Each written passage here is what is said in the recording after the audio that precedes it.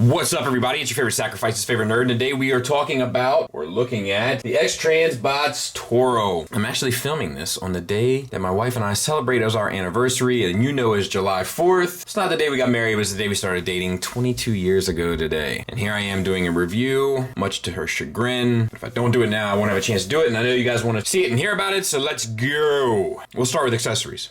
So he comes with this sled that's really cool in the sense that how much it stores the weapons and stuff. I really dig this. I love when toys offer this sort of option where they give you something that makes sense for the figure, makes sense for the character, and it allows you to store most of the accessories. The only bummer is there are 2 more accessories it doesn't allow you to include, and I lied to you. You actually can fit these in, and there's a peg system on both for both of these to notch into, so there you go. What do you know? Pretty cool. There's also something else I forgot to mention. I got this guy from GCI Toys. They've been very good to me, and the link will be in the description for you to get yours. Fair deals, good prices, good customer service, etc. So I highly recommend you check them out. So most of these can be removed, and we'll take a look at those. So he comes with 3 firearms. They're all well done. There's not a lot of paint on them, but the black is painted on there on all 3. The sculpts are very cool. And he also comes with his signature, that thing from that episode, which is this sort of bazooka thing, which you can also hold, and it has the tripod bit, and you can remove the tripod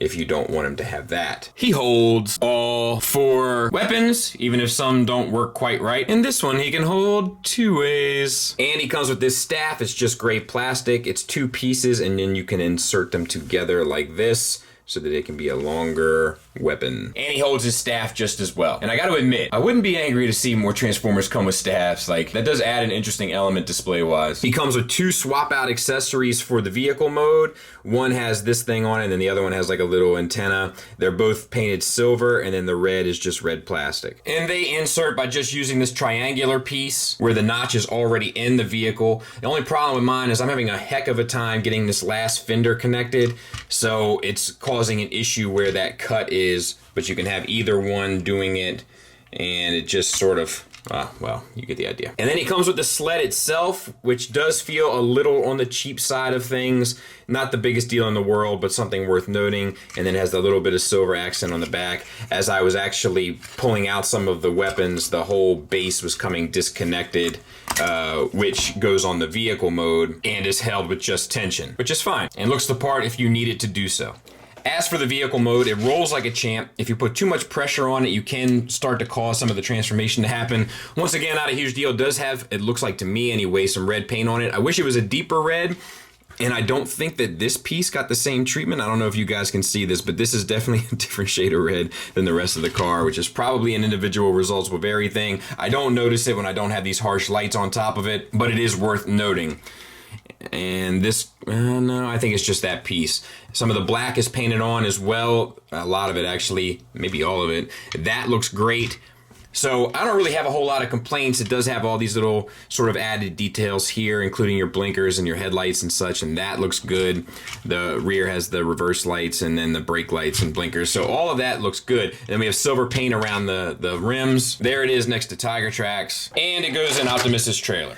Let's get him transformed, and you want to start by flipping this piece up and over. Pull the front hood away from the vehicle. That'll untab it there. Then split the legs and pull them down.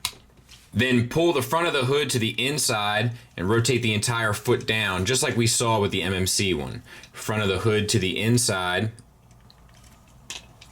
and the entire foot down. Flip the tires to the inside on both sides and bring the back flaps on the feet around to cover the back of the foot. Extend your knee into the proper location on both. Bring your car doors down, flip the entire roof up. Flip your 2 remaining tires to face you from the back of the vehicle. Press your rear window up and flip your 2 tires into the middle. Looking at the back of the figure, move the entire back assembly out of your way. Rotate your doors around so that they're facing you, and then fold in the windows. As you do so, be mindful of your side view mirrors. Then take your arm assemblies and move them to the outside of the vehicle, at which point you can flip your head up and turn the head around. Then fold your 2 doors to the inside, pull your arms down, and flip your hands out. Once again, 4 arms down, hands out. Orient your arms appropriately by turning the bicep 180 and then the hand 90. Times 2.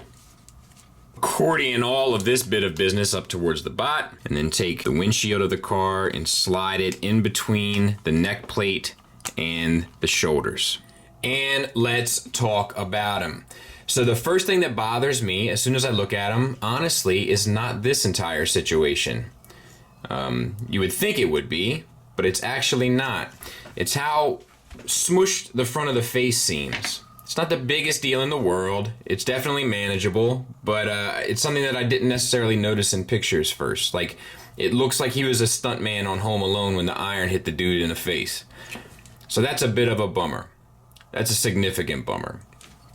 The head is on a hinge. No, it's on a swivel and then a ball peg, which I'm not sure I've seen before either, but that's what it is. It looks like we have a little bit of blue paint on the eyes. I think this is gray plastic and that's just red plastic. So not the best either. Range of motion is decent. You get up to there. Not a whole lot down. Well, maybe, oh, you know what it is? So let's turn this around. Nope, you can see it from both sides. I was hoping that we could hide this mushroom cap a bit better. But it is going to be tricky when you maneuver this guy, that the mushroom cap and the bit that sits around it is going to turn as you're turning the head, and you can get it off center, and it's going to cause you a little bit of an issue getting him posed. Nothing that sorting it out can't fix, but just something that could be frustrating or annoying more so maybe. So, and you get down to there, it's fine. For the rest, what do we have? We have a waist swivel, so that's cool. We have an ab crunch, so that's cool. Shoulders are on ball pegs, not the best, but it'll do. Get you out to 90 degrees. Forward, you can use the ball peg to get you out to the side, so that's okay. We have a bicep swivel. We have a single hinged elbow that gets you 90 degrees. We have a wrist swivel, and we have fingers on a base pin knuckle. They're all on the same pin, and then you get a little bit of a hinge here, but also a little bit of a gap there, just like we have with the Bumblebee, so that's not the best either. And that's something they probably, let's see here. I'm not sure if they could have fixed that or not, but that's a little unfortunate. Luckily, it is towards the bottom of the figure, so hopefully it won't bother you much in display, but still something worth noting. We have tensioned universals for hips. They get you out to there, so full Van Damme. Not quite the full Monty because the backpack gets in the way. And then we have a thigh swivel built into the bottom of the universal, which is optimal. Alrighty. We have a double jointed knee with some soft ratchets that still pretty much get you 90 degrees due to the backpack, but you can get slightly beyond. And then the feet. The feet are large and in charge. You get an ankle tilt up, so that's cool. You get a little one down, that's fine. And you get a pretty impressive rocker, but this card bit does want to come out a bit if you go too far, obviously. But yeah, not terrible. Not a terrible offering. And then there he is from the back, and of course from the side. And that is a lot of going on right there. That is not pretty. I don't know what to do about that. My initial thoughts were to break this, really, and just try to glue this section onto here. But I'd have to probably cut along there, and I'm not sure I'm comfortable making that cut. So maybe it won't work out the way I do. I do love that this this kind of bit here, I kind of feel like this is a signature Cliffjumper characterization. This back piece here of the rear window. I mean, it's all faux, but it's a smart way to have the black and then the blue, so I'm good with all of that. There he is with an MP car, so I'm good with that. And with MP Bumblebee, and I'm good with that. And with Sassy Chewbacca. Final thoughts. My negatives are this. The swivel at the neck to the head with the ball peg on top does cause some frustration when you're trying to pose him and maneuver him. The little flaps on the inside of the legs I wish tabbed in and secured a bit better. And there is some unfinished looking elements to him, including under the arms, on the back of the legs, and so forth.